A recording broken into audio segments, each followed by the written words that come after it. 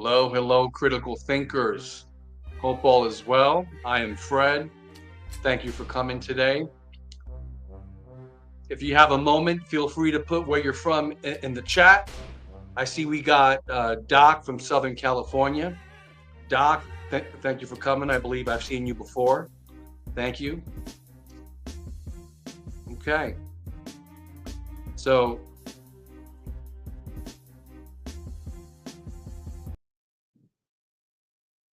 all right. So, what I want to do is the thing I want to do now is just give people an introduction to what we'll do tonight. So, a few of you out there have emailed me and reached out to me about this young man, Matthew Vantassel.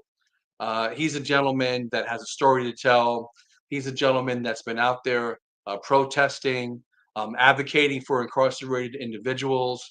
He's also someone that is shedding light on what's happening that a lot of the mainstream media is not telling you. So he has a tremendous amount of fire and passion.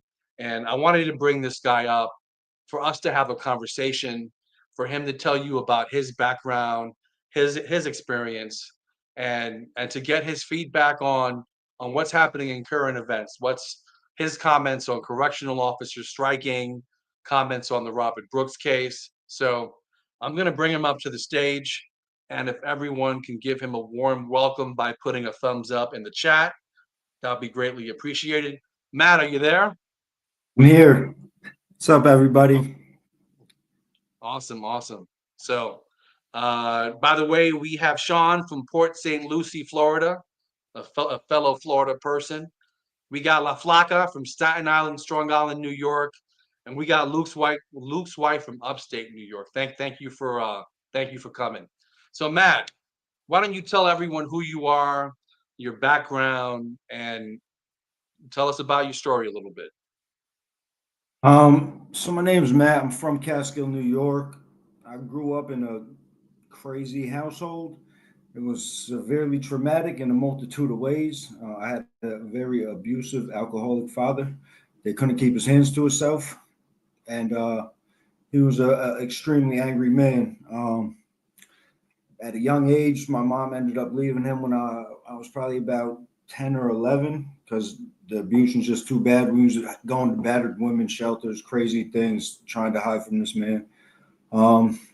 He ended up getting out the house soon later, but I had already had all this super severe trauma at this point and seen aggression on a really large scale. My mother was unable to be emotionally supportive enough, I guess, because of all the things that she was going through as well, which I understand. It was heavy. It was a heavy, hard situation and a hard time, right?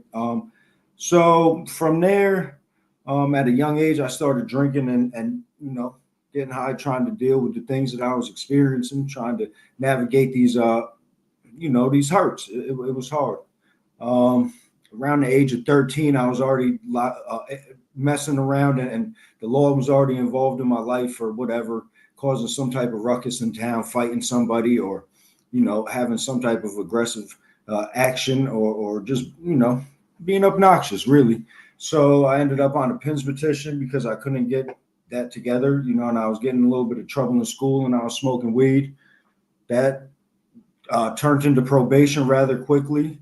And I really didn't like the way them people spoke to me. And it was a very hard thing for me to deal with as a young person that really just was super traumatized and had a whole lot of baggage. Instead of them trying to help me, they was just always yelling at me like, why are you doing that? Well, maybe you should check into why I'm doing that and give me some help. But that never occurred. So I ended up getting sent away at the age of probably 13 or 14. I ended up doing 33 months in the juvenile detention facility. Well, 17 of them actually, throughout the whole New York State, from Long Island to Watertown and everywhere in between. Came home from that at the age of 17. I was completely not being a nice human at that point. I was really angry then because now my trauma's never been addressed, and I have compounded trauma from the abuse from these grown men in there, as well as the super aggressive environment. So came home at the age of 17. My mom just couldn't have me in the house. She kicked me out. She was like, I don't know where you're going, but you ain't gonna live here, you know? So Hey, the so Matt, police, yep, I'm sorry to cut you off, but a quick question. So you mentioned that you went through going through domestic violence shelters with your yep, moms, right? yep. Um, now, sometimes people go to extremes, like when they come out of an abusive household, sometimes they, the boys want to be the ultimate protectors, or sometimes they end up being the ultimate aggressors, right? Like, did you find yourself going in either end of that spectrum yourself, or were you like in the middle, or were you like super aggressive because you saw your father being aggressive in the home? I think that, yeah, I think that I was just angry. You know, I was tired of being abused myself. I was tired of witnessing the abuse and the constant drama, you know. It was just horrible, you know. And the more I learn about them formative years from like 1 to 3 and like witnessing all that and what it does, even when you don't realize what it's doing to you, but it's impacting in a major way. But I was always aggressive. I remember even back to like, you know, like preschool and stuff, you know, I did have a bit of an aggression. I think I had these emotions that I ain't know how to move. You know, the only way that I Yeah, felt better was when I released, you know. And yeah, I was always getting in little fights and tussles, you know, as far back as I can remember. And I think also the fact that I was severely abused by my father physically, that I was like, none of y'all are really gonna do nothing to me. Like, no kid is gonna beat on me like my dad was. So I was like, if you talk crazy to me, I'm not just gonna allow you to abuse me. Was my mentality, to be honest, you know. yeah, yeah. Like for me, like, I think there was something you said that I can relate with, because when I was a kid, when I was a young boy, I didn't have my father around, and I was also very angry.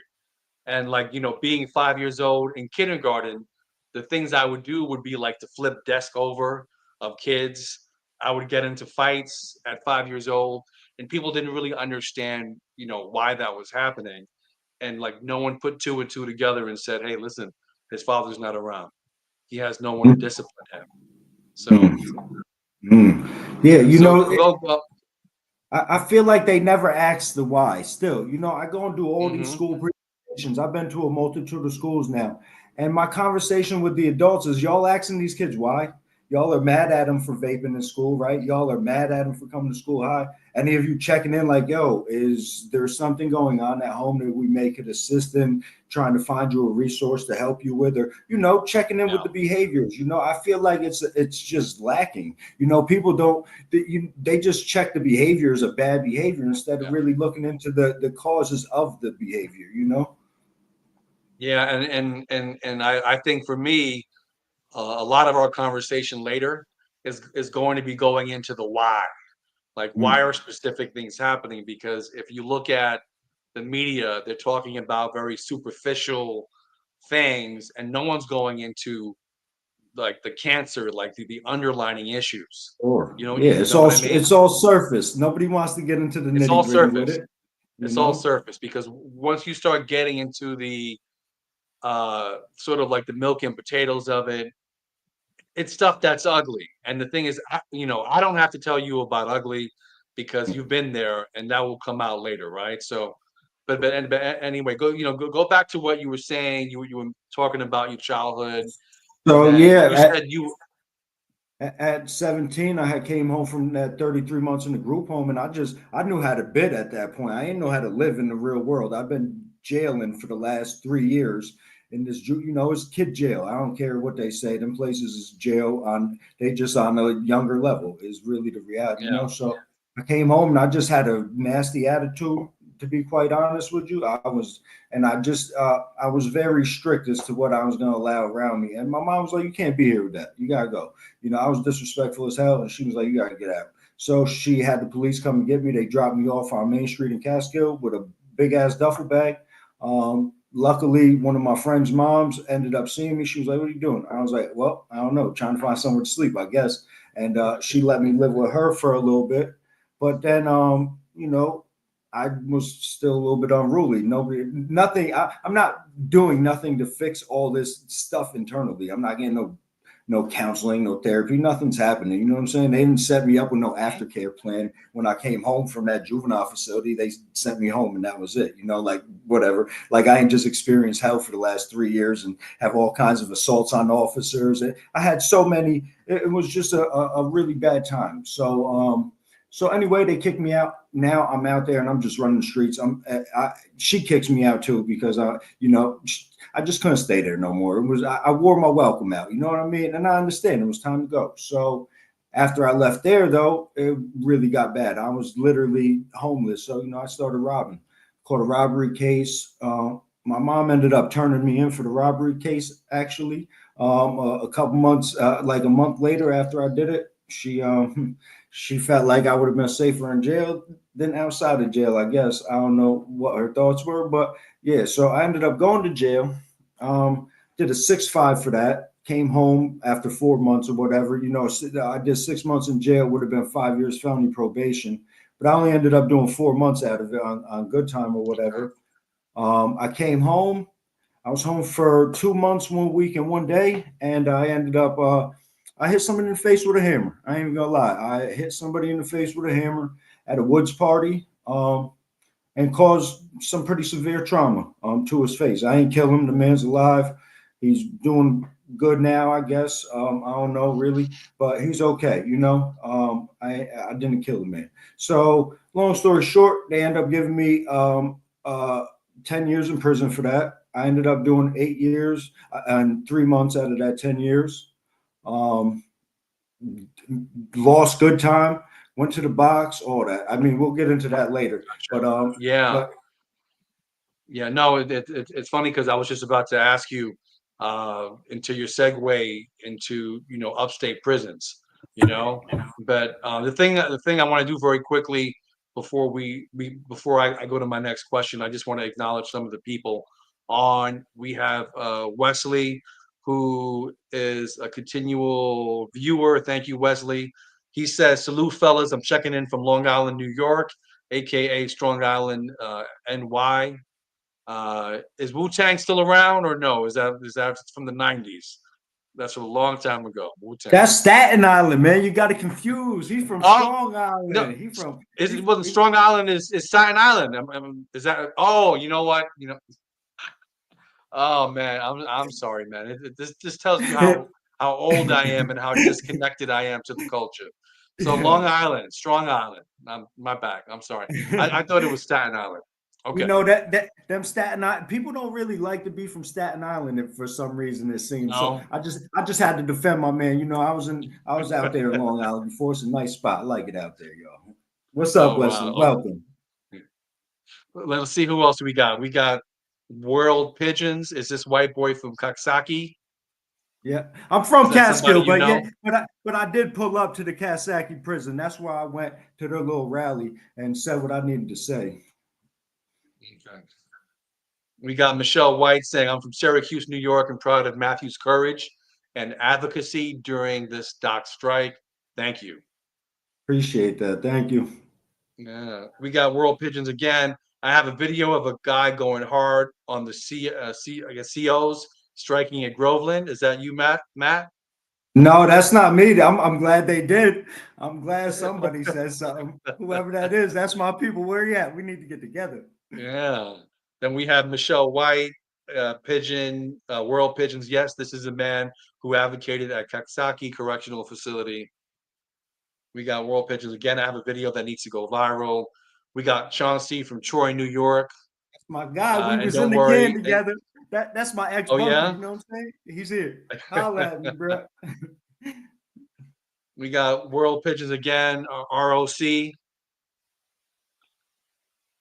We got World Pigeons again. My name is Matthew. I went to Coxsackie when I was 16.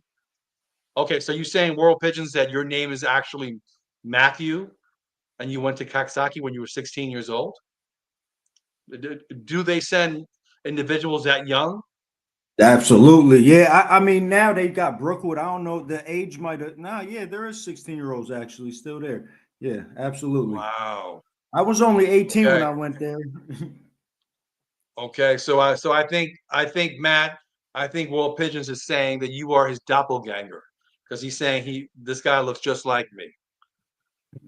I was in S Block, hated it.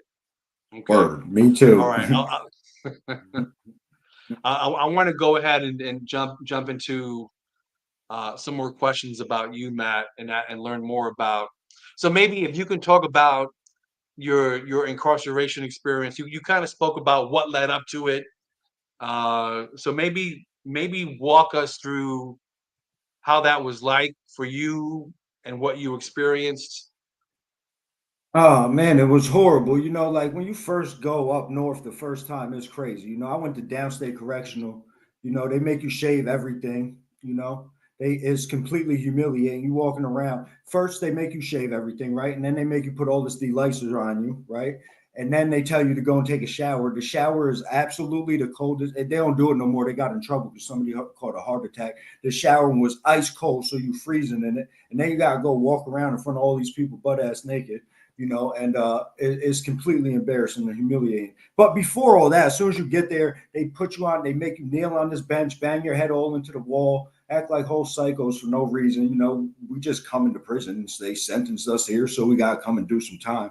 Throw your shoes all in the middle. It's an obnoxious ordeal, the entirety of it, anytime, every time you go to reception, it's the same thing. They do the same. They got a little bit warmer water now. That's the only thing that I know that they've improved. So, yeah, from there, they sent me straight to Green Correctional Facility. I had a couple situations, I guess, in downstate, and they thought that I should go to the worst of the two adolescent prisons at that point because it was only Washington and Green. So I went there, and it was horrible. As soon as I got there, it was on some bullshit because I knew a sergeant that worked there because it's right by Catskill. Oh, you think because you know her, you're gonna get some special treatment? I said, I don't think shit. I'm in fucking prison. I don't think nothing. I'm doing a bit, So long story short, I go to the F block, whatever reception, get into it with this officer Blair in the midst of being there, and he's just a stone cold dickhead. Always super aggressive, always want to do some old extra that's not needed, So, he hated me. He said, you going to the worst dorm on the fucking compound, all this extra shit because of nothing. Because I know a sergeant, right? That I ain't gonna even talk to because I don't want to be looked at as no damn rat anyway. So, long story short, they end up sending me to the worst block on the compound. It's straight static. As soon as I get there, it's a situation. The police there are dicks. Now I ain't even talking with the convicts, with the incarcerated individuals. They supposed to be the worst too, but whatever. I be bidding. I'm cool. People like me. You know what I'm saying? So And Matt, I'm sorry to interrupt you, but you said is this downstate, or this is at this somewhere else point, they I'm in transferred Green. you? This is when they transferred me to my jail. I'm in Green now. I got out of. They had me in downstate for like a month, struggling, smelling like hoorah. Because you don't get no damn hygiene products or nothing. You're in there just stink. Unless you're lucky and you might have somehow finagle something. But so now I'm in Green. I'm in the worst block. They got this officer Rivenberg. He works overnight shifts. As soon as he comes in, he turns the lights off in the bathroom, tells everybody, I don't want to hear shit. You better fucking go to sleep. Heads down, lights off. Not the rule. You're allowed to have your lamp on until a certain time. You're allowed to do things. Not on his watch, right? I be seeing his ass out here too. You know how hard it'd be not to say nothing to that man when I be seeing him out here? Oh boy, the looks I be giving him. No, he know I hate him. He knows that he did some bullshit. But whatever. I ain't living like that no more though. So he's cool, but he's a piece of shit. So he would turn the lights off, putting everybody in a dangerous predicament, right? Because obviously we're in prison and it's supposed to be the worst medium in the state of New York, right? So now you can't see nothing. It's pitch black in this bathroom. You go in there. He's coming in. You're in the bathroom trying to take a dump. He's kicking the door off the damn hinges on you, acting like a whole fool, talking about why you smoking. Don't even be smoking. It just was a whole situation. And then from there, it just, everywhere I went in all of these jails, it was always some bullshit, yo. One time this dude, he wanted to sign into PC. He told them that he owed that I was extorting him for a 67-cent honey bun. I said, if I'm going to extort somebody, it's going to be for more than a damn 60-cent honey bun. Y'all got to be kidding me. They beat the shit out of me. This is in Green Correctional Facility. They beat the shit out of me, right? They brought me to the box. I did 30 days in the box for extortion for some shit that I didn't even do, right? And lost mad of my property, right? My father's dead now, right? He passed away. They ruined all the pictures that I had of my father. They Wow. poured all kinds of shampoo in my draft bag and tossed it all up and like, did some Hey, real Matt, bullshit. so you're saying the officers went into your belongings and poured shampoo in with the family Absolutely. photos, and so the thing is, Absolutely. like, how do you know it was them? How do you know they did it? The people in there like me, these is my Yeah, friends, you know what I'm saying? And I went back after I came out the box. I went back to the same block, and they told me they saw the officers doing it. You know what I they mean? So yeah. and yeah, I ain't had no beef with the people. That only that guy, that signed in on me, and he went with me. So and we didn't even have beef. He just needed to way out the damn jail because he owed a whole lot of drug debt and didn't have the money to pay it. So he had to pull a stunt, and unfortunately, I was a stunt. So yeah, on the way there, they're smacking me on my head walking throughout the compound. And then I get in the box, and then they start pressing me about it. Like, did you extort this man? I'm like, no. They're smacking the shit out of me. Yes, you did. I'm like, what? Y'all think you're gonna beat me into saying that I did something that I didn't do? No. So then they just started ragging me and beating the shit out of me in the sergeant's office because there wasn't no cameras in there. You know, You're saying that they're just beating the shit out of you, slapping you around as they take you to shoe? Yeah, they do it in broad. They got cameras on the compound there. I was there again in 2018 before I came home, and they got cameras on the walkways and stuff now. But I was there from 2004 until 2010. They didn't have no cameras on the walkway there at that time. Actually Yeah. to 2009, they didn't have the cameras there, so they was doing whatever they wanted in them compounds. Um, so yeah, they walked me to the sergeant's office, whatever. They interrogate me, beat on me. I still not telling them that I did it because I really didn't do that shit. They're like, you're going to the box. So they put me in a small shoe. They got me in this damn small shoe for like a week with no property. I'm not getting no phone calls. I'm not getting no mail. They not even letting me send out grievances or nothing. I'm sending shit out. They ain't going nowhere. Nobody's responding to nothing. I'm trying to get my voice heard. Like, yo, y'all got me in here for Yeah. nothing. Don't put hands on me for nothing. Nothing ended up happening. I ended up getting found guilty during this damn hearing of extortion and threats and all this other shit because this one individual, I had witnesses come and say that I ain't do this. Other Yeah. convicts, it was like, nah, he ain't do that, yo. There's no reason he gonna do that over a honey bun. I had food. I was And okay. and and and the thing is, during this time, while you're going through a process of whether, they're gonna discipline you and put you in shoe, are you allowed to have an attorney? Is that even a thing? Hell no, you are your own attorney, but you don't even get to be heard. Yeah, gotcha. And so, one thing that I've heard from numerous people is I hear that correction officers, they're very quick to throw people in shoe unnecessarily and do it as a punishment for something like you looked at the CO the wrong way or you didn't do something fast enough. Is that your experience? And do other people have that same experience as what you had? 1,000%, because really, like, so even if you go, they got 72 hours, right? Say to begin the hearing process or whatever. So you're still in the box for 72 hours. You still did 3 days in solitary confinement for something that you may not be guilty of, is the reality, right? Like, you're not already sanctioned. They didn't say that you actually did it. They didn't prove that you actually did. You're just being accused of it. And also that, like, for tier threes, they always get this extension, waiting for further evidence and this, that, and the other. So you might be 14 days before you actually get your tier three hearing. So that means you could have just did 14 days and keep locked in the box, innocent, Mhm. right? You didn't even get found guilty of shit. And that happened to me when I got, I fought a case another time. I went to the box for two confidential informants in the ASAT dorm. These two dirty birds, they called dirty urines, right? I was running the ASAP program. I was the corner cube. It was my shit, right? I was having, it was mine. So anyway, long story short, these kids didn't like me because they was dirty as hell. They never wanted to clean up. They never wanted to participate in any of the things that need to get done in that shit. So ain't no police yelling at us. And I'm like, yo, y'all could do some better clean, whatever. They ain't like me. So they both caught dirty urines for smoking weed. These two dirty bastards told the because they smoke together because they're friends, you know, they tell Yeah. the people that I sold them the weed.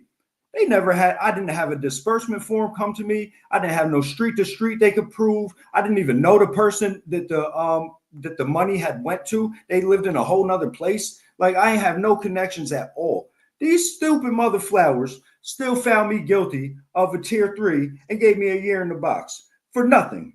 I said, "What are y'all doing?" I said, "Nah, y'all, you're tripping now, right? Like, I literally didn't do shit. You didn't catch me with nothing. I didn't even catch a dirty urine. They came and gave me a piss test, and my urine was clean. I said, y'all caught me with nothing. They told me, tell on the hamster. I guess that's their racist term for black people, right? Tell on the hamster, and we'll Yeah. let you go." I said, "Listen here, I'm not telling on nobody." There was another kid named Kanan Tatro, I believe, you know, because we ended up co-defendants on this thing because they saying that we was flooding the jail together and selling all kinds of drugs.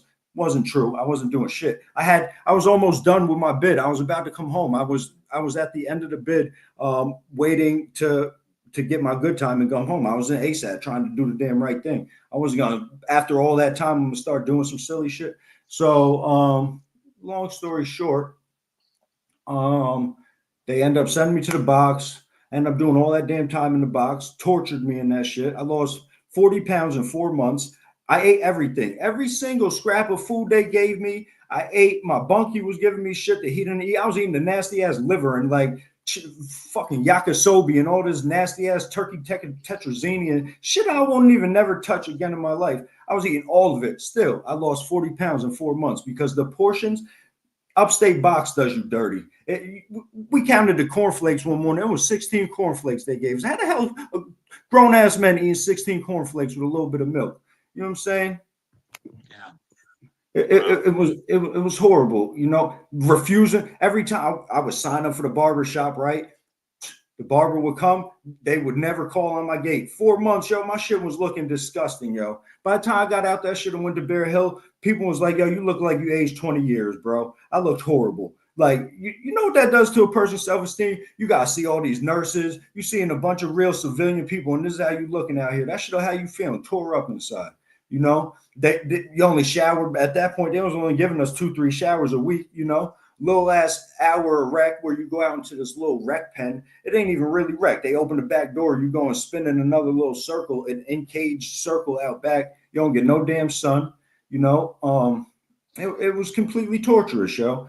And then you know you in there with another man. There's no way that two men are going to be able to get along living in that close of proximity for any strength. You know, you end up not liking your bunkie. I don't care how cool y'all start. It just ends up like, nah, you're annoying, yo. They start doing shit that you just can't stand is the reality, and vice versa, I bet, you know. And it's just stressful. You and that shit stress the hell Yeah. out, you know, like doing some no good box time for like for what? Like the amount of time that they used to give us in these solitaries for the crime, so to speak, did not fit. You know what I'm saying? Like you get a dirty urine. My man Rob had 5 years in upstate correctional for dirty urines for smoking marijuana.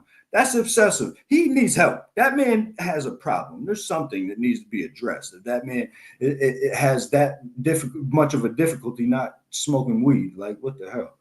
You know what I'm saying? Wow. Yeah. No, there's actually a comment I wanted to bring up from World Pigeons. He said, this was before the cameras. They skipped myself for food or gave two men one tray to fight over this in S Block. Have you ever heard of that before? For sure. Sometimes they bring empty trays because you know there's cameras in the hall of some of the big shoes, like all the upstate boxes and like all these big shoes. They got cameras, so they'll bring an empty tray because it gives the appearance of you know, it gives the appearance that you are actually, you know, getting some food while you're not getting shit. Yeah, and they do all that Wow. dirty scoundrel maneuvers. Send one tray with two men, you be in there tussling over that. Damn right. If I don't know, it's not enough to split in these boxes, to be honest with Yeah. you. Somebody got to get that food.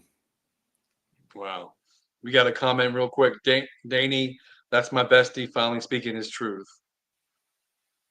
Gotcha. So with what we saw with Robert Brooks, it kind of brought to light that a lot of people have experienced beatings, in prisons, severe beatings. While you were incarcerated, did you witness anything to the extent of Robert Brooks? And if so, how common was that? I've seen really bad beatings for sure. Officer Tucker in Green Correctional Facility, this really mean black lady, um, that hated black people more than most of the white COs for some reason. I don't even know what the hell this lady's major malfunction was, but her and a cool dude, yo. This guy was mad respectful, did his thing, didn't mess with nobody. She bumped into him one day and just turned around and started wiling on him, pushed him, all kinds of craziness, right? So he said something back. He was like, "Don't do that. Like, why are you putting your hands on me? You didn't have to do that. That wasn't me. I ain't do nothing. You wasn't paying attention. You bumped into me." So she ends up calling the goon squad, right? They come, they hold this poor man down as she proceeds to kick him in his private parts over and over and over. She was doing this man completely filthy. They ended up bringing that man to the box, beat him half to death, broke all kinds of shit on him, over something that was literally her fault, you know? I always said that if I ever got a chance to talk about Miss Tucker and her behavior, I was saying something. She poked a man in the eye with a pencil before, and when she was in F dorm, yeah, all kinds of grievous ass heinous acts. You know, she in there just brutalizing people. Got her own rule book. You come in her dorm, she like, here's the facility rules and here's Miss Tucker's rules. Fuck you, Miss Tucker. I don't care about your rules, to be quite honest with you. I care about following the, if I'm going to do what I need to do. It ain't you just imposing. She told me, I came to her block on Key Block. She told me I'm only allowed to use the bathroom 3 times on an 8-hour shift. I said, lady, I got a urination problem. I literally do. Like I pee a lot. I said, I'm not adhering to your rule that I only get to urinate 3 times in a shift. I said, you're bugging out. And it just became a whole situation. Me and her, we always had a great dislike for each other. But the abuse that she used to do, the things that she did consistently in there is just appalling and disgusting. Yeah. Is there a complaint process that people Yeah, go through? you could write a grievance, but it's an internal grievance process. In order to get it outside, you got to do the internal process first. You got to send it to the grievance office. Then they bump it up, right? And then it gets bumped up to the superintendent. And then after that, you can send something to Albany, right? You got to do it the chain, because God forbid you just reach out to that superintendent, or God forbid you just send some shit to Albany. They're going to come and terrorize you. You're not going to get your packages. You're not going to go to commissary. They're going to steal your packages. They're going to put you in the box. They're going to steal your property. They're going to do all these evil ass acts with no apprehension, to be quite honest with you. So how often have you seen retaliation for people that Oh, have filed complaints? every time. Every time.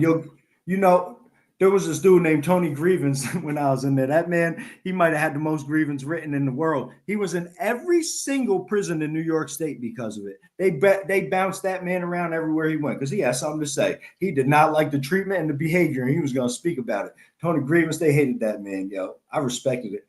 He was on Jerry Springer and all that. That guy was cool. So, a question for you: when when the Robert Brooks video came out, what was your initial reaction to watching it, and what was going through your head? Man, I honestly, it put me in a bad space. I lost it. I was like, fuck this. I'm done. I'm not gonna just sit here and allow these men to keep lynching people and murdering people in these fucking jails with no consequences. I was like, I'm done. Literally, I told my bestie that just got on here, I told her, I said, I'm done. I said, I'm speaking up. These motherfuckers is not gonna keep doing this. Excuse my language. I'm sorry. I'm gonna stop trying to stop cursing. Okay. I was like, they're not gonna just keep doing this to these people in here with nobody saying nothing. I'm done. And then I found out they killed a man in Kasaki last month. Ain't nobody publicizing that. Ain't nobody talking about it. These same pricks that I pulled up on, they just killed somebody last month. You know what I'm saying? Like, they out there fighting for better conditions. You just murdered somebody. You want some better conditions. The actual fact of the matter is, yeah, I was infuriated. I'm still infuriated. I can't believe they want to talk about us, right? They call us scumbags in there, you fucking dirtbags, you lowlifes, right? Whatever. They always got the step off dirtbag, right? You heard how I seen one of these guys on TikTok shared a video of him going to Kisaki Correctional Facility just to have a conversation with these guys. He said, Just step off. You know, that's their whole fucking thing. Dirtbag. Meanwhile, these fucking dirtbags, this poor man, you can see he's not putting no resistance up. He's not doing nothing at all. And they are just beating this man with his hands cuffed behind his back, picking him up by his throat. I've seen this so many times. These officers do this brutal beating on people with their hands cuffed behind their back. You know, I had a problem with this officer named Finnegan in Green one time. And me and Finnegan, we had this back and forth. He was actually soft and didn't want to fight really, but he was pretending to, right? Until it really came down to it. Anyway, long story short, like a few days later, he ended up punching this littler dude, you know, because he must have felt like I checked his ego or something. He ended up pressing this little dude, Trouble from Harlem, punched him all in his face, gave him this crazy ass black eye, and completely unwarranted. His friends come after he done started some shit and punched this man in the face, mad that the kid turned around, punched him back. They come, they beat this man senseless in there. They was banging his head off the wall. There was blood all over the tier. But while he's handcuffed, they done handcuffed him, and then they proceeded to just start whooping on this man like there was no tomorrow. You know, it was appalling. You know, I was so angry. Like, you stupid fucking coward, yo. Like, you know, the fact that they can talk about us, some people that we made mistakes, right? You can judge us all, but you're doing worse behaviors. You know, I would not beat no man to death with hands handcuffed behind his back. I'm just not doing that. These men are doing that. And the fact that 14 of these pricks can sit there and not intervene in the midst of that is appalling, right? Like, the fact that shows that this is so much in the culture there. They obviously, this wasn't their first time.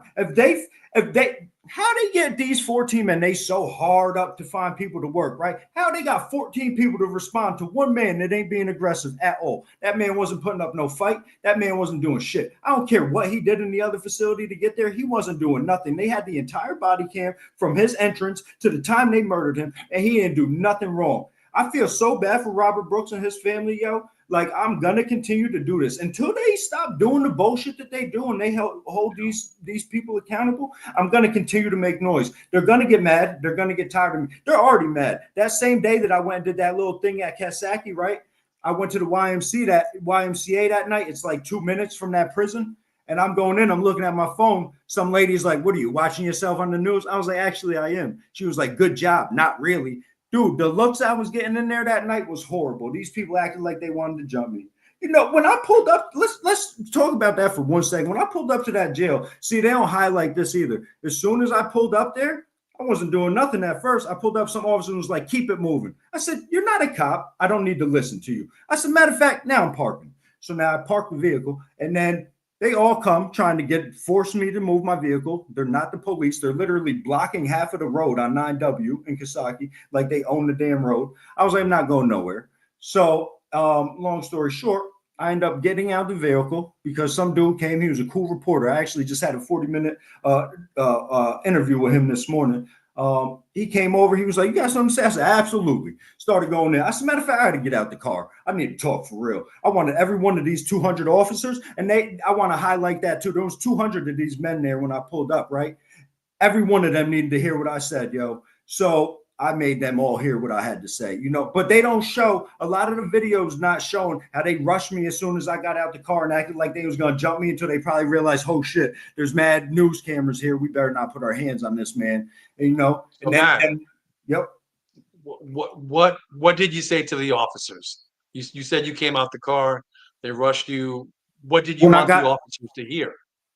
man, that whole video, I basically screamed to them that we need to wear body cams. This shit has nothing to do with the overtime, because the fact of the matter, y'all work overtime for I did 12 years and 9 months in the New York State Department of Corrections. That entire 12 years and 9 months, them bitches do overtime all the time. It's just a reality. They'll do overtime for 9 months straight, doubles, yo. I used to be like, "Y'all is crazy. Y'all are doing a bit." That's what I used to tell them. Y'all are willingly doing a bit. Y'all stupid as fuck. I don't care how much money they paying you. You're doing a bit. I wouldn't do it for that. If they offer me $1 million a year to go in that prison for $16 a fucking 16 hours a day, I wouldn't take that $1 million a year. You gotta be out your fucking mind if I'm gonna go to jail for all them hours willingly.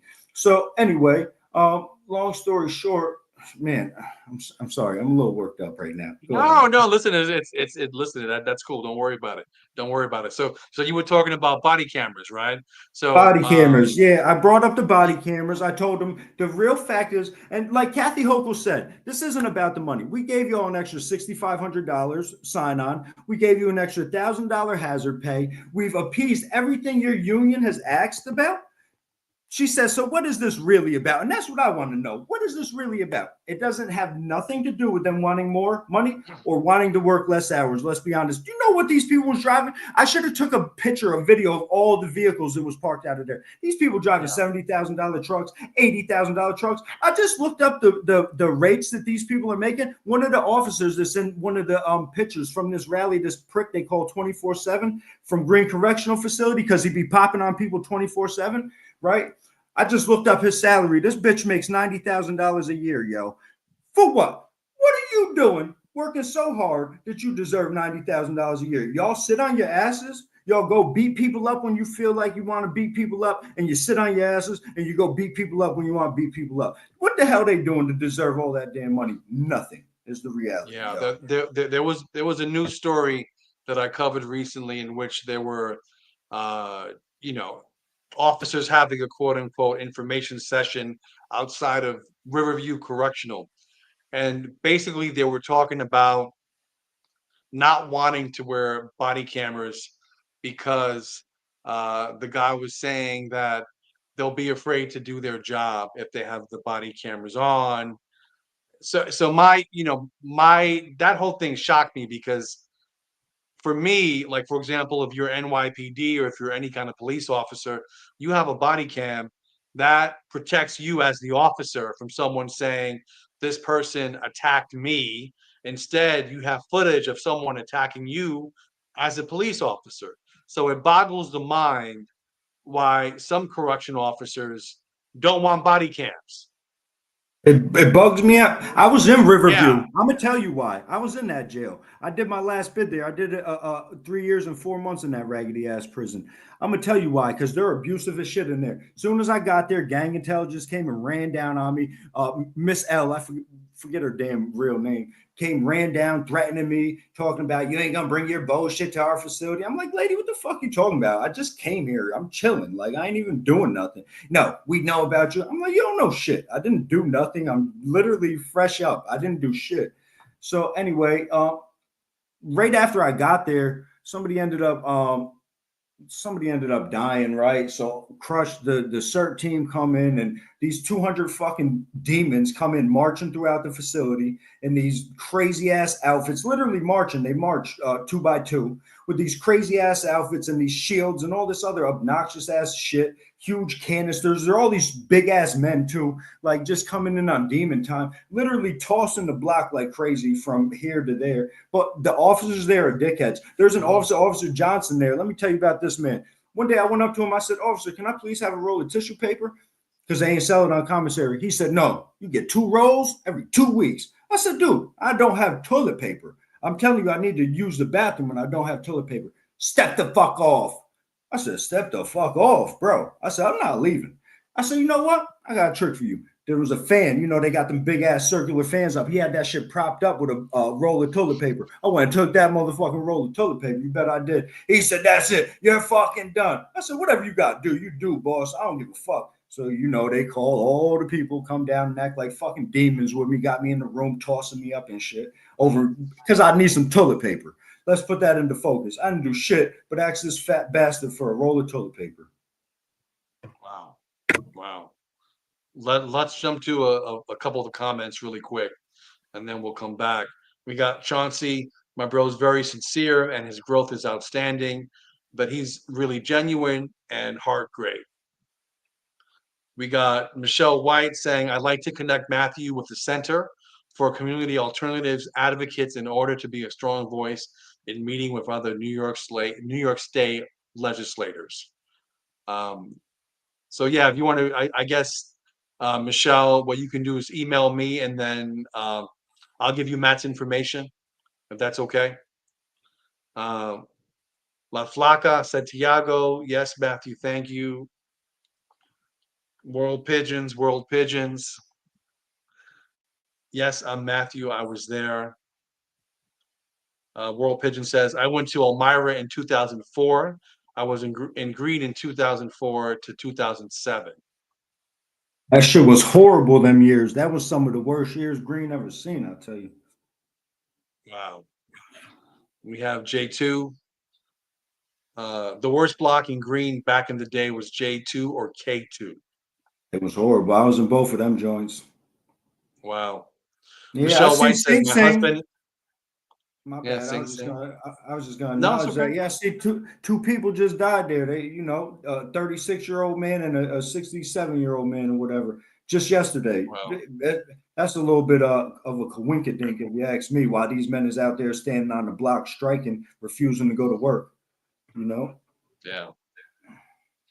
We got Michelle White saying, my husband is currently incarcerated in Sing Sing. We participated in advocacy in getting the HALT Act to become New York state law. Danny says they did that with my husband too and stole his sneakers. Disgusting. Okay, we have that. Michelle White, Matthew, your lived experience in docs is invaluable and respected by community organizations attempting to get New York state laws passed. We got World Pigeon asking, what year were you in Green? From '04 to '09. Wow. We Four got years Luke's and 9 wife. months. Even with cameras in facilities, the COs know all the blind spots. That's why making body worn cameras mandatory for all correction officers is so important at all facilities. But listen, here's my thing. Here's my thing about that. Here's my little thing. Because you can make these body worn cameras mandatory. But those officers who killed Robert Brooks, guess what they were wearing? Body worn cameras. And Yeah, 4 of yeah, them fucking cameras absolutely. were off. Yeah. So, And who's auditing them? That's the thing that they're mhm, saying that, yep, the commissioner's saying that, yeah, we're going to mandate that they wear them and they have to be on at all times and we're going to be auditing them. Who? Some inside person, another one of these, just like how they always do it. It's an internal process. And then OSI gets involved. It's just some damn retired corrections officers or people who've moved up in the ranks. It's all internal. It's all still their friends. You know what I'm saying? Like, the reality is, when I went to the box for that selling weed, I never even got an appeal, right? I put in an appeal. You got 45 days to put your appeal in, right? Whatever it is, 14 days, and you have within 14 days, and you got to put it in, and then they got 45 days to respond. It's 47 days later. I ain't getting no response. I'm writing. I'm like, where's my? They're like, we never got it. Sorry, you missed the deadline. I'm like, what the fuck? So I just got to stay and do all this box time for some shit that I didn't even do. So yeah, it was obnoxious, yo. wow, wow. Let's go back to Michelle. Michelle says, yes, the COs abuse the use of solitary confinement and consider it a tool. That's why everyone fought hard for 9 years in order to get HALT passed. So, Michelle, if you're hearing, and for everyone else, the thing that I'm hearing about HALT is that, yeah, it got passed, but it's not being enforced. It's No, not and being enforced.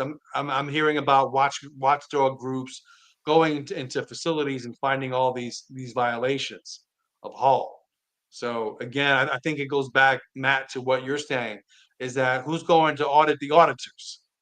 yeah, exactly. Like, who's really doing it? And so, like, the thing is also, right? Let's be honest, right? So, like, let's talk about this right now. The COs that aren't striking are getting all this nasty ass hate mail. The other officers leaving skag notes on their cars. I guess that's like a derogatory term for somebody who don't join in on a whatever unsanctioned site, whatever the hell they're striking Yeah, about. So like, these nurses, they scared to death. Look, what nurse in the street would ever just stand by and allow some people, all these men, to just beat somebody to death, right? These nurses in there, they allow it. Why? Because they scared to death. Just like how you'll come in there with all these badass injuries, right? Your head banged up, your chest is all banged up, bruised, ribs broken, can't even move your finger, all this shit, right?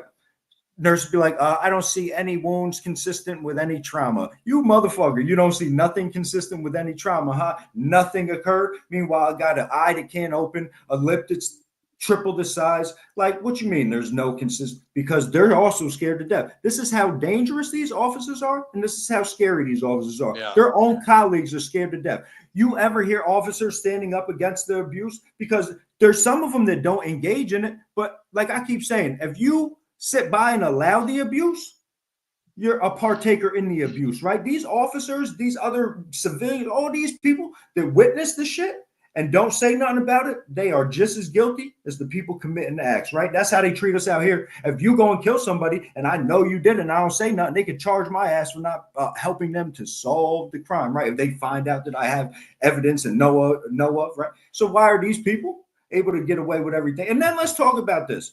Kathy Hochul, I see, just decided that she is going to suspend portions of the Holt Act. What portions, we don't know yet, right? Like, what are they actually going to do, right? Because that shit is vague as hell, right? What does that even mean, right? Like, you giving into some damn terrorists at the end of the day, because these men decided to go and scream and burn pallets and all this obnoxious stuff on the side of the road and make these nasty signs. Now, all of a sudden, you're going to give in. And she said that they're not going to get no consequences. So why is it once again these people are able to avoid a consequence? Yo, it bugs me out. Yo, when I was in Green Correctional Facility, there was Officer Bagnall, right? I don't remember how to spell it, Bgnal or Bagnal, whatever. This officer, he got charged, right? Inmate, a transsexual individual from Rochester, New York, that was in there. Had turned this officer in for sexually assaulting him and making him suck him off, right? He literally sent a tissue home with this man's excretion mixed with his saliva. His mom turned it in, became a whole case out here in Greene County, right? This officer ends up beating it at trial. How the fuck you beat that, bro? Every officer in there was clowning him. He couldn't even work in the back of the jail no more because they know he did it too. They made that man work up front in the admin building when he came back for his like last year or whatever, because he had like 24 years on the job. How you beat that? Let me tell you, you think their union ain't strong as hell and these lawyers ain't doing foul shit? They are not okay. Let me tell you, there's no reason that man should have beat that case straight up. Why is your nut in the jail? Period. Right? Like, fuck that. Even if you didn't rape this man, why are you in the jail doing things that your secretions are in a damn tissue? Right? Like, let's focus on that. Man got no consequences and no repercussions, Joe. I guess he got clowned from his other officers. That was it. Yeah, the consequences are few and far in between. The consequences are rare. The Office of Special Investigations, it's a joke. It It's is. truly a joke. It's a joke. It's a joke. Let's go over a couple more comments. World Pigeons, let's see some paperwork you did a year in the box. Fuck, I'm gonna have paperwork from. I've been home from that bid since 2000, and I don't even have property from then. What you mean? Okay. We got Al Razak saying, "What is this about?" On that note, listen, everyone who's joining, if you can do me a favor and hit the like button, I would greatly appreciate it. So, Al, this live stream is an interview with Matt. We're talking about his experience incarcerated, getting his thoughts on the Robert Brooks case, the correction officer strike. So that's the purpose of this live stream. So, Al, thank you for being here. Chauncey says, shit is wicked, but it's a harsh reality. Michelle, going back to what you said, Matt, in terms of solitary confinement, Michelle's husband lost 45 pounds when he was in solitary confinement. So that seems to be a theme that I'm finding in my research, the food deprivation. I'm hearing about incarcerated individuals, COs walking past cells, not given food, and it happening for days at a time. For sure. People are literally being starved in them boxes.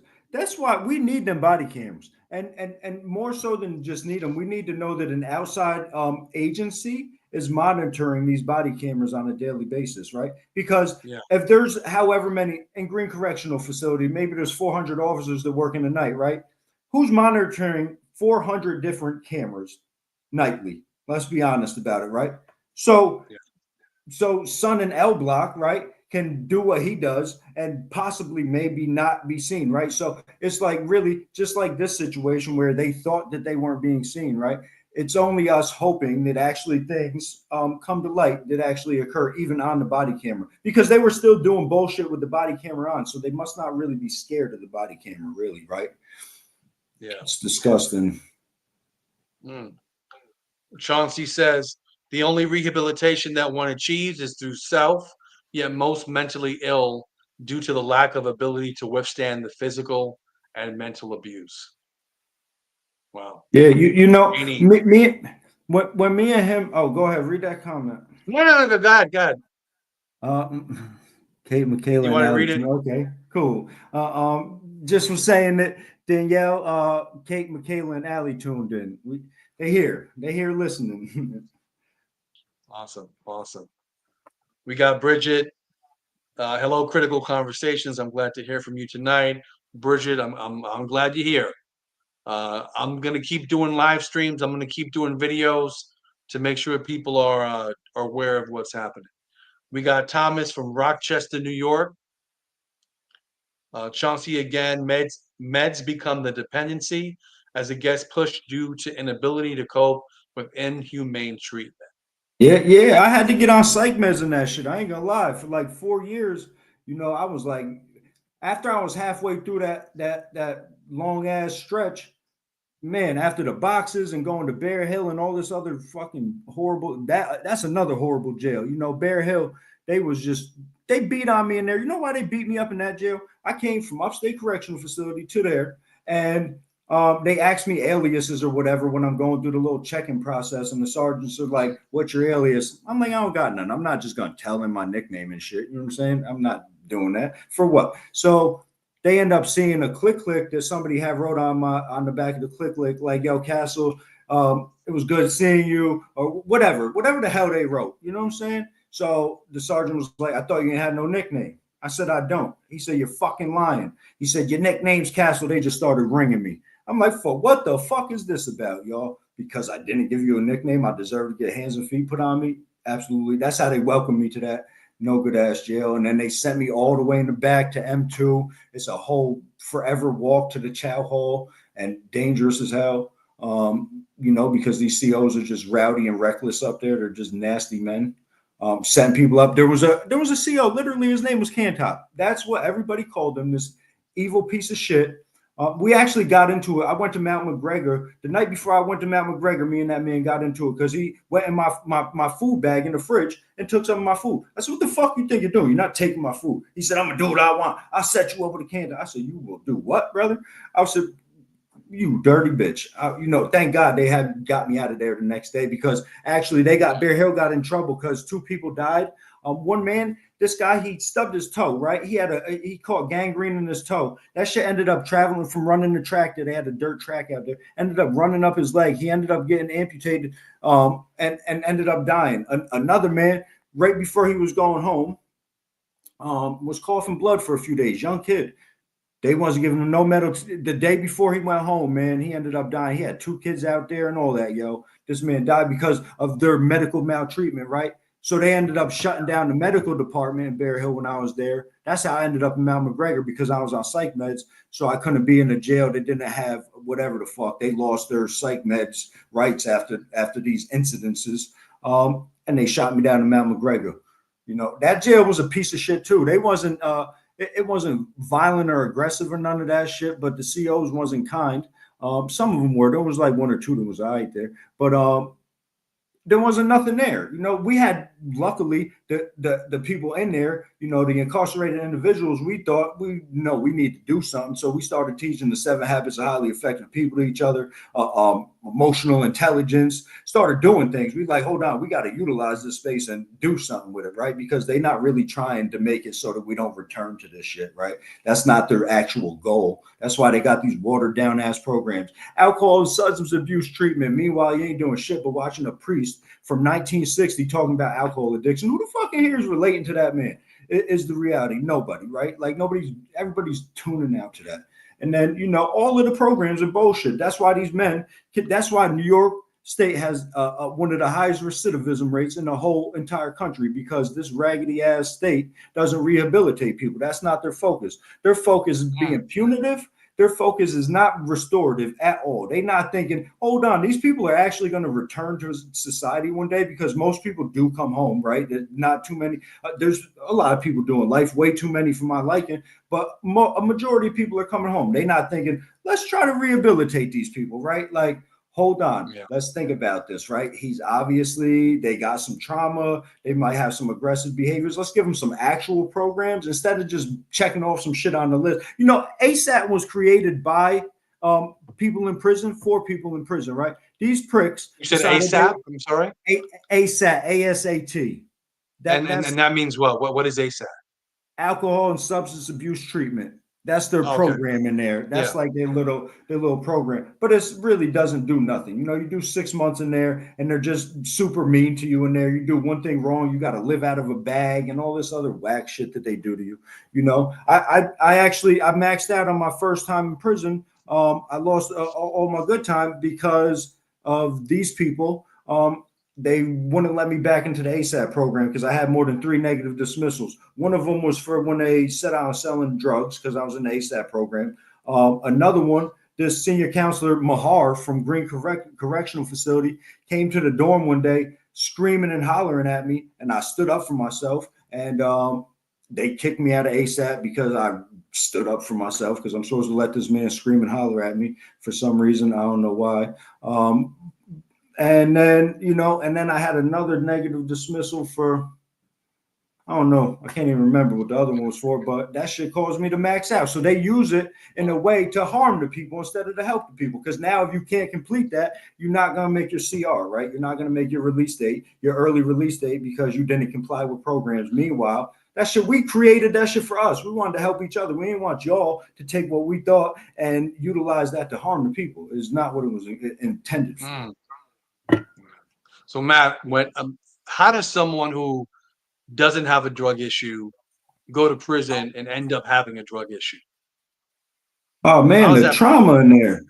You know, I was just reading. You ever heard of Viktor Frankl, A Man's Search for Meaning? So Yes, I have. I was just listening to that again on audiobook, right? And he said that when he was in them concentration camps, they could work for cigarettes, right? And they would save up their cigarettes so that they could end up buying some gin, right? And they would have a gay evening, he said, and everybody would have fun and they would be laughing and all that. He was like, I understand in these situations why people need that little bit of a sip to get through that situation. Them situations are hard as hell. They'll do, look at what they're doing right now. These people's families haven't been able to go visit them in what? This is 11, 12 days now that they haven't been able to see their family or get a visit, right? They're giving them phone calls, whatever. That doesn't suffice, right? People need to see their loved ones. People need that connection, right? The opposite of addiction is connection, right? Let's put that into focus, right? When people are connected, the addictions ain't thriving, right?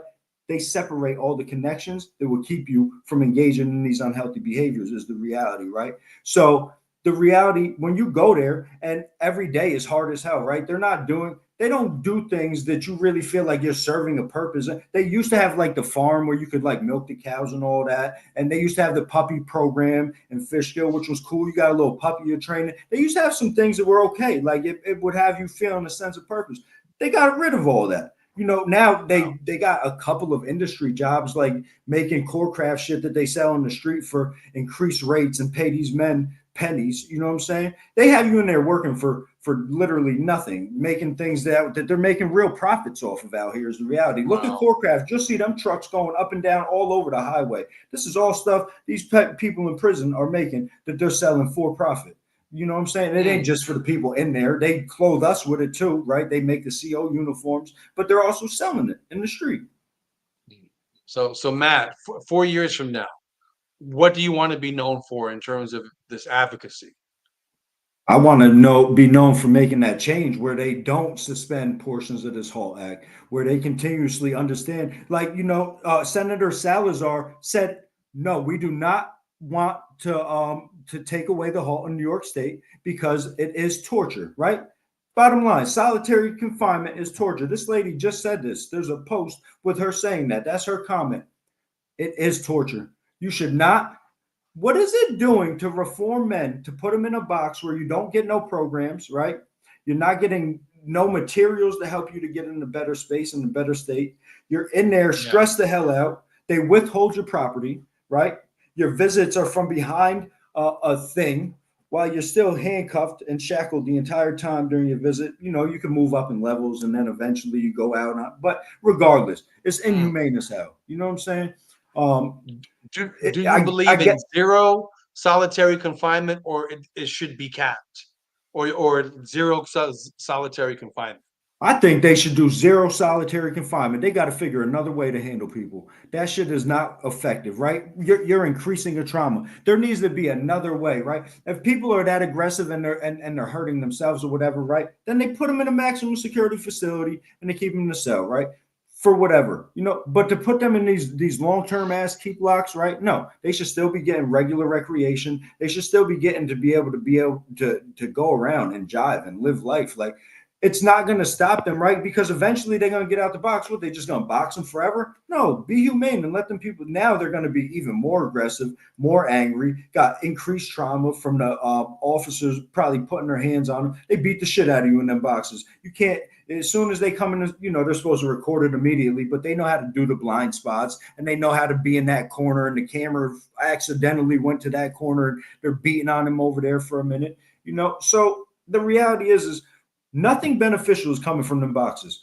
It never made me stop wanting to fight. It never made me be like, I'm not going to defend myself or whatever, or stick up for myself when it comes to these officers. It never changed my thought on that by going to these boxes.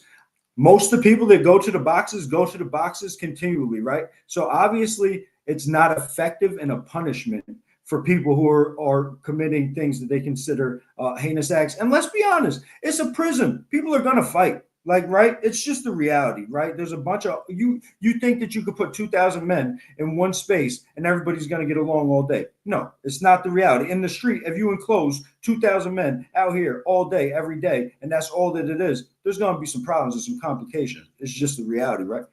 By putting these people in the box for, when I was in there, they was putting people in the box for 90 days for a regular fist fight, right? Like, why you gotta do that? Yeah. Then they started increasing that. You get in a fist fight, it's a tier 3, you mandatory, whatever. More and more time, they just start adding on for things that it's not decreasing the behavior, though, right? That's what bothers me about it all. If Yeah. something isn't working, then you need to change the way that you're doing the thing, right?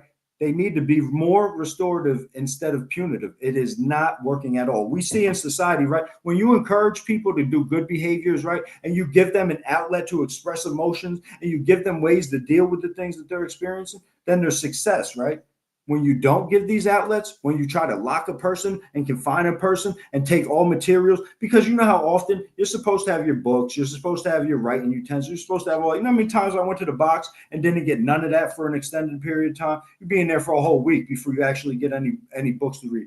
It drives you crazy. I used to be begging them, just give me the Bible, something, please. I want to read something. I can't just be in here thinking about nothing no more. Them boxes be freezing cold. They give you super limited supplies of clothing. You get 2 boxers, 3 pairs of steak greens, whatever. It ain't enough for them cold ass nights. They don't heat them. And then in the summer, let's talk about that heat. I ain't never seen a wall sweat in my life until I did a summer in the box. It's the hottest experience I've ever to this day. I go in the sauna at the gym. The sauna does not feel how them boxes feel in them summers when it's hot as hell. It just is a different vibe. It's horrible. Me and my bunkie, Right. the one time we ended up breaking our little faucet, so it was shooting out like a little waterfall for us, yo. We was laying on the ground getting all soaked and shit, because the floors be a little bit cooler. So if you get a wet towel and lay on the floor, but it's still, that shit is torturous. They should not be doing that to people. You got to sit right there while your man's shitting on the toilet, literally right next to you. Your knees could bump each other, and it's not okay. You know what I'm saying? Yeah. Well, okay, let's go to a few more comments. We got Quinn. Absolutely, you step up in aggressive behavior. Quinn saying it's Janet. Tosh unknown. My name is Tashim. I was in Kaksaki when I was 17. Okay. We got Angel Luis Torres Jr. It's to divert attention from the horrific murder. I believe Angel is making reference to uh, the correctional officer strikes, and you know what? If Absolutely. when the strikes initially happened, if someone would have said it's to divert attention, but I truly think now the purpose of these strikes is to divert attention away, because this was happening around the same time of these indictments of these correction officers. And It's too coincidental. let's talk about the fact that also I just seen in the news that they're saying they're still going to continue striking, that the union has reached the deal, but there's still officers that are not okay with the deal, right? So they appeased them financially once again, right? They did all the things that they asked them to do. What are you still striking about? Y'all don't want to wear them body cameras? Y'all are mad that your friends finally got held accountable for murdering this poor man, right? Because for once, thank God it was on camera, right? Like, let's be honest. This has nothing at all to do with the overtime or the money or nothing. This has to do with the fact that they're mad. Their friends murdered this man, Robert Brooks, and now there's some accountability finally within the Department of Corrections for behaviors that they have been doing for a multitude of years. I had a friend, Hotep, Derek Anderson. They ripped all this man's dreads out of his head. He had to get 180 some odd stitches to put his scalp back together in Clinton Correctional Facility because he said something to one of the officers that was beating on another man, right? Because he decided to speak up, right? They almost killed this man, right? The reality is the culture in there and what these CEOs have been getting away with and feel like they can get away with is just obnoxious and fucking disgusting, to be honest with you, right? They don't feel like there is any accountability or they should ever have any accountability. They feel they should be able to do what they want whenever they want with no repercussions is the reality because they've been doing it, right? Like, let's be honest. When's the last time you heard that a corrections officer was charged and tried and found guilty for any kind of assault, any kind of lewd act, anything on an inmate? It doesn't happen. They don't do it. You know, It's rare. It's rare. It's again, it's few and far between. The thing I will say is that there were uh, two females in Albion Correctional Facility who were SA'd, and this I believe this is back in 2017, 2018, and you had two correctional officers who pled guilty, and they were sentenced to 6 months, 10 years probation, and they had to file as a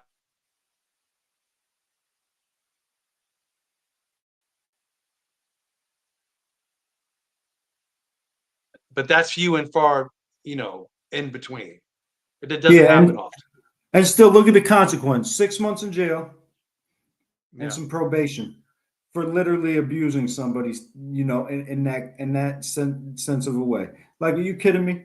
Like, oh my God, it Yeah. Yeah. infuriates me. These Well, people are above the law. It's just a reality. And then all their friends are driving by these other agencies, officers. I'm hearing from other places that they're driving by these strikes and honking with them. They're all in support of one another. Let's be honest with you. So right after me and my friend did that video, we actually got pulled over by the state police. I did that thing. We left from there, and two state police enclosed us and pulled up, and they took my ID because I wasn't wearing a seatbelt in the back seat of a car. I'm 39 years old. I didn't know that was the rules, but I guess maybe it is. Maybe they changed all that. I just wasn't aware. But the reality is why they actually pulled us over. They said that there was complaints that we were blocking the road. I said the officers were out way further in the road than where I parked the car. I parked right where they were rallying. I pulled up right into where they were. I wasn't blocking no road. I wasn't doing nothing wrong. The reality is, as we know, these people are all connected. It's just the bottom line.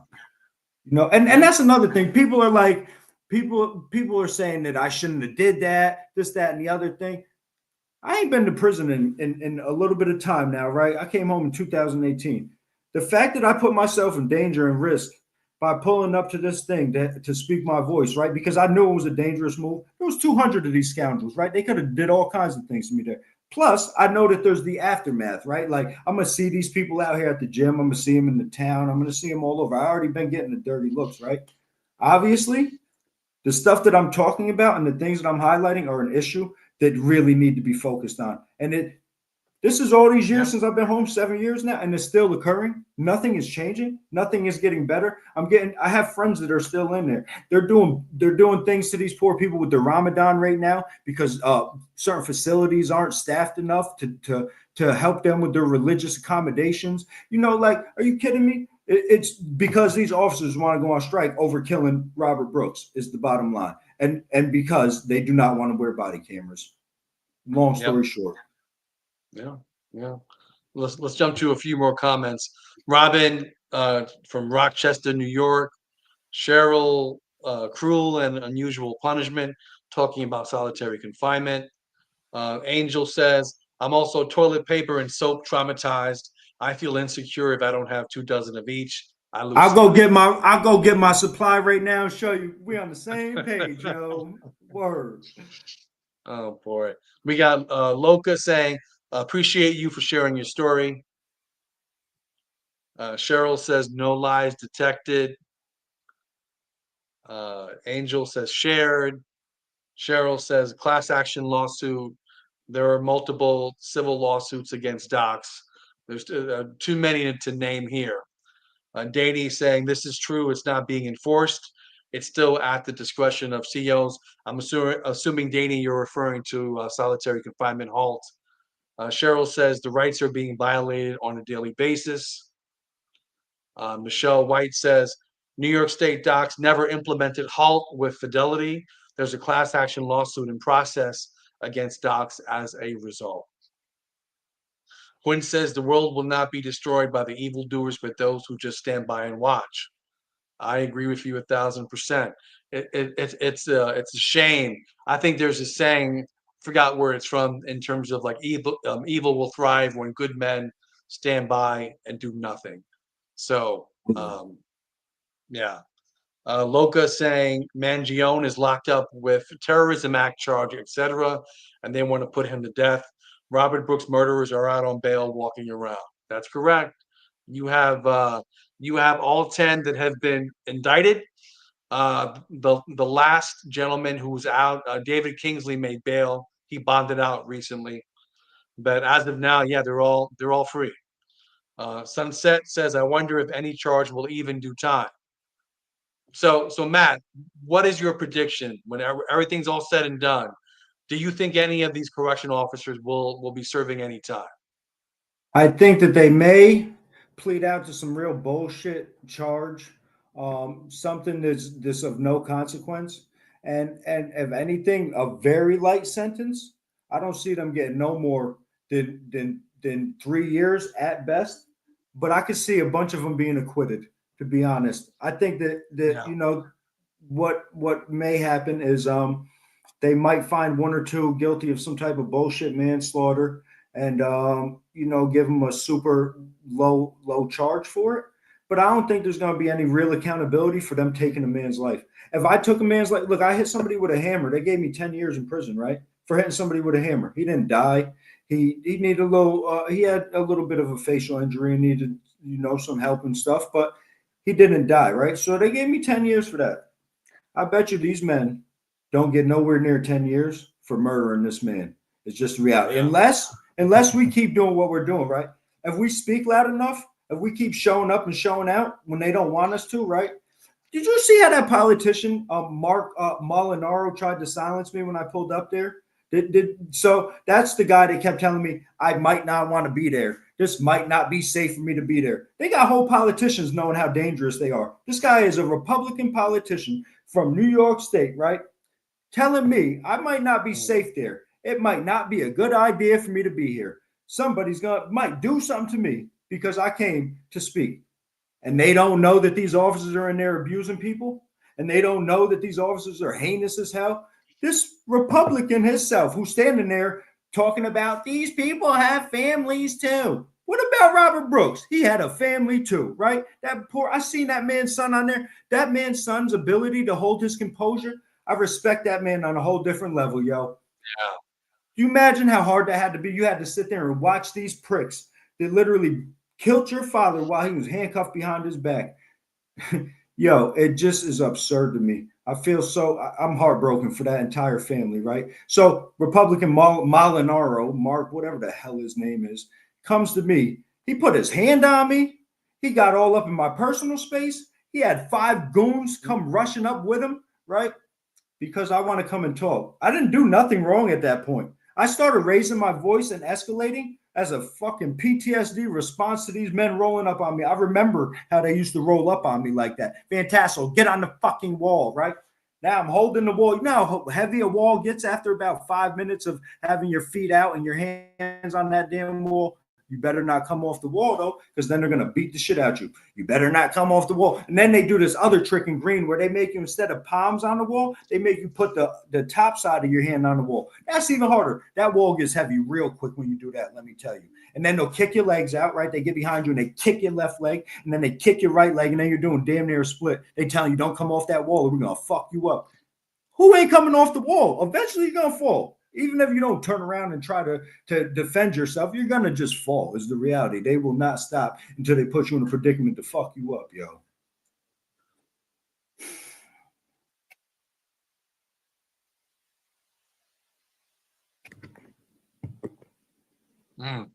Okay. So Matt, I want to be very conscious of your time. Do you still have some time, or do you need Yeah, to run I'm out? cool. No, I'm cool. Okay. If people still want to vibe, I mean, just see what the Okay. audience is into. I'm willing to vibe though. Okay, so we got 37 people in the chat. Hopefully we have 37 likes. So if you have a moment, please like the stream. That'd be greatly appreciated. I'm gonna put a link in the chat now for anyone that wants to come up. And if you have a question for Matt, um, you know, the link is in the chat. The only thing I ask is that if you want to come on the live stream, have a decent camera. You have to show your face. No music in the background, and we'll chop it up, the three of us. Okay. So I'll jump to some more comments, and then we'll see if anybody wants to come on. Uh, we have Cheryl. The strike is all about what they did to Robert Brooks.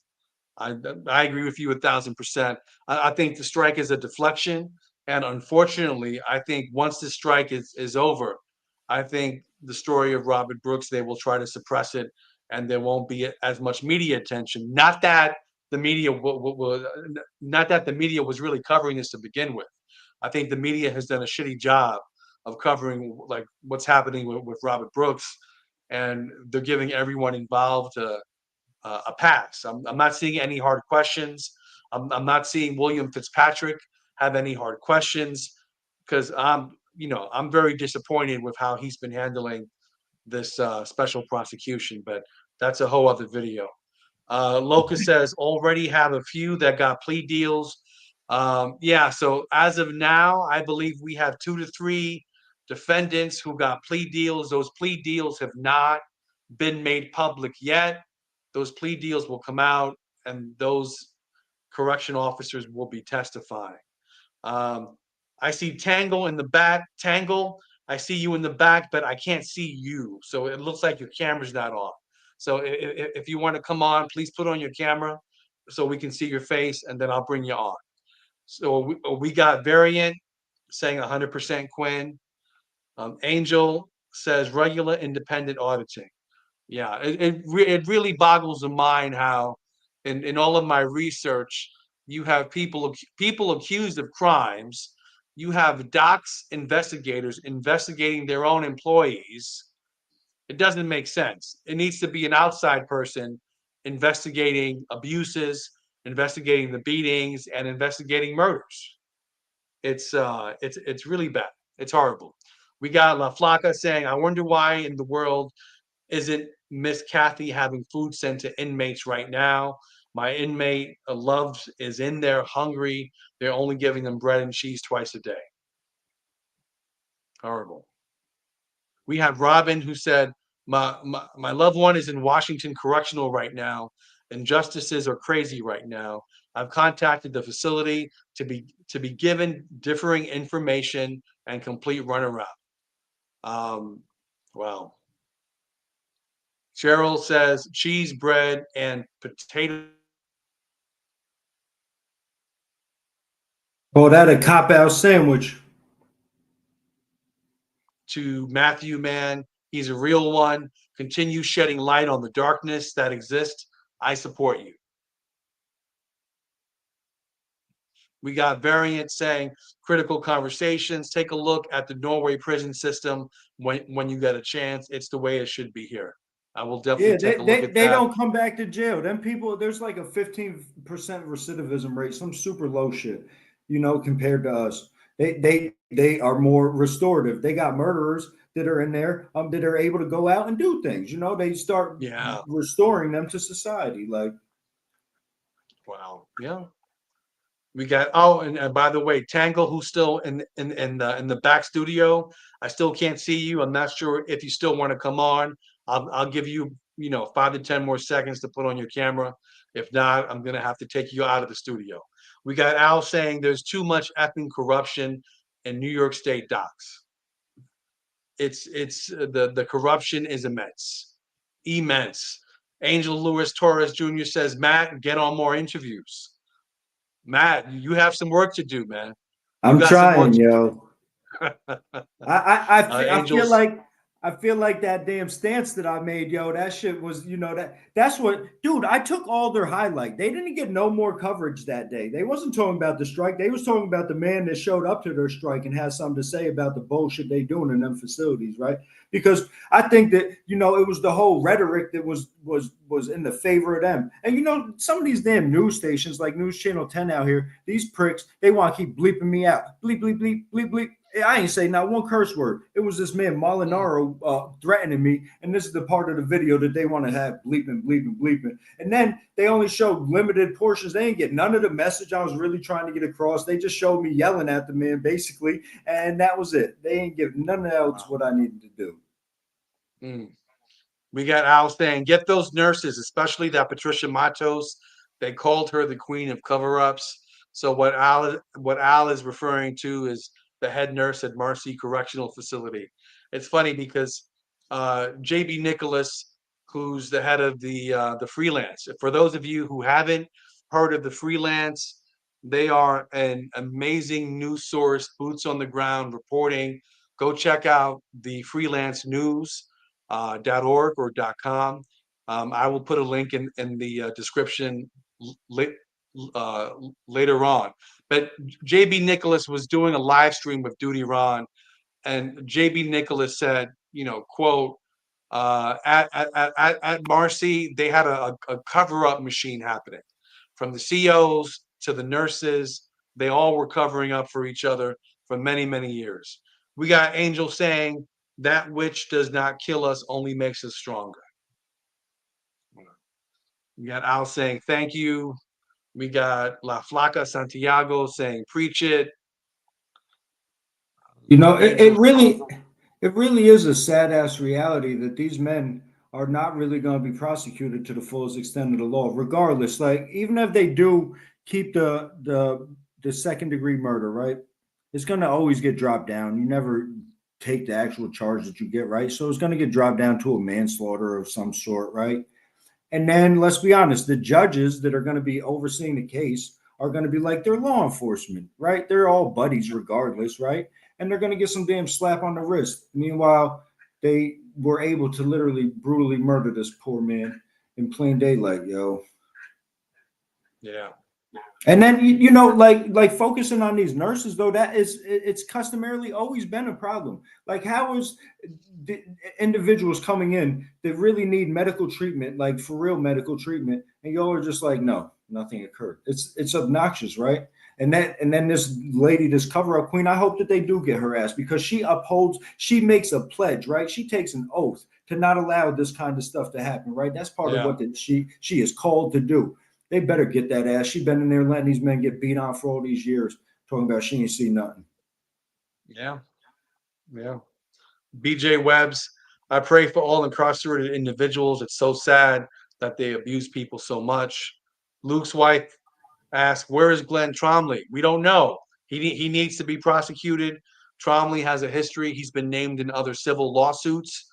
Um, I think he's as culpable, as responsible as Angelone, as Anthony Farina.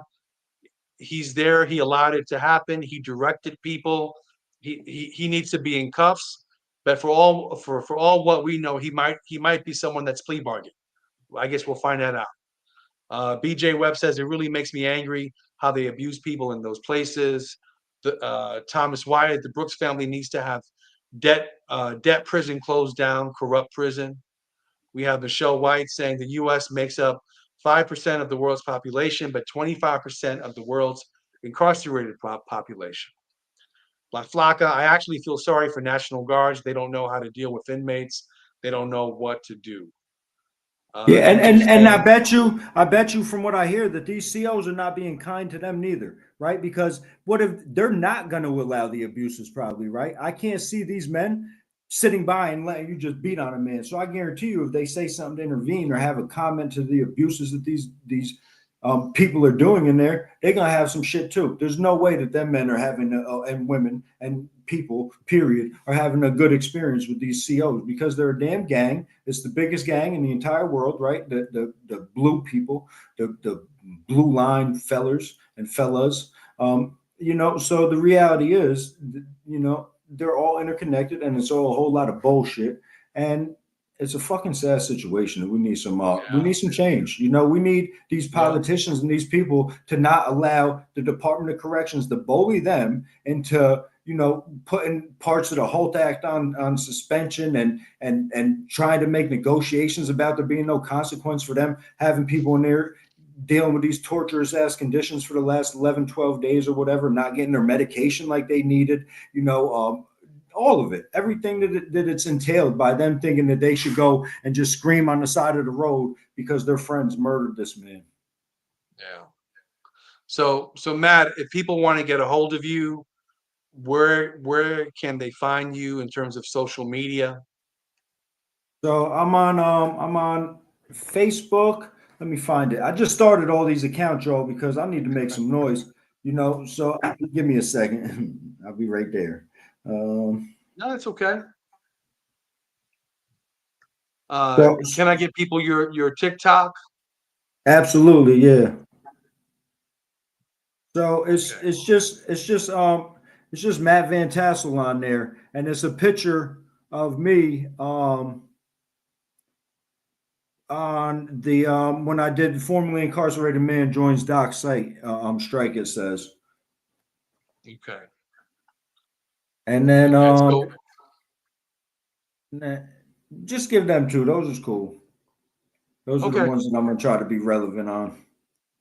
Okay. All right. So I will put that in the description. I'm sorry, Matt. Tell me again which ones you want posted. The I'm slow Facebook, tonight. the On the face. Facebook, yeah, and the TikTok. Okay. All right. So basically, afterward, I'll plug in that information for everyone if they want to get a hold of you. Michelle White, I know you want to get a hold of Matt.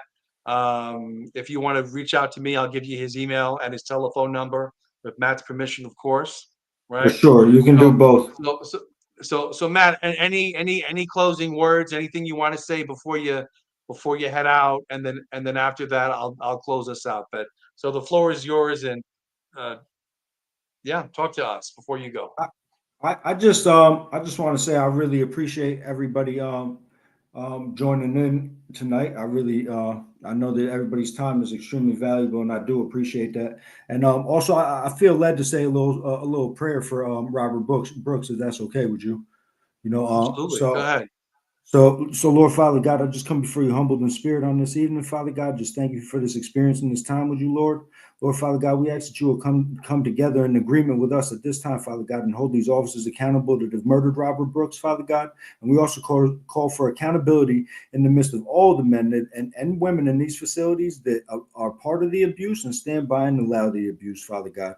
We just appreciate you, and we come in agreement in this time, Father God. And we ask that you will bring this to pass, Lord. In the name of Jesus, amen. Amen. Amen. All right. So with that being said, everyone, I want to thank everyone who came on. I think at some point we had about 44 people on the chat watching. I want to thank you tremendously. My whole concern is when this strike eventually ends, people will forget about Robert Brooks. Any kind of media attention will go from minimal to zero. And it's important that we keep having these conversations, important that we keep spreading the word. and telling people about the injustices because people don't know about it. You start talking about this stuff to people and they think you have 8 heads. They don't believe you. Like, they don't believe in the United States of America. We have these facilities that are just torturing people, torturing mentally, physically, spiritually. People are people are just, being mistreated. So, with that being said, if you like the live stream, like the video, feel free to like the video, share it with people, and thank you. And if you feel that I've earned it, subscribe to the channel. Take care. God bless, and see you next time. Thank you. Y'all have a good night.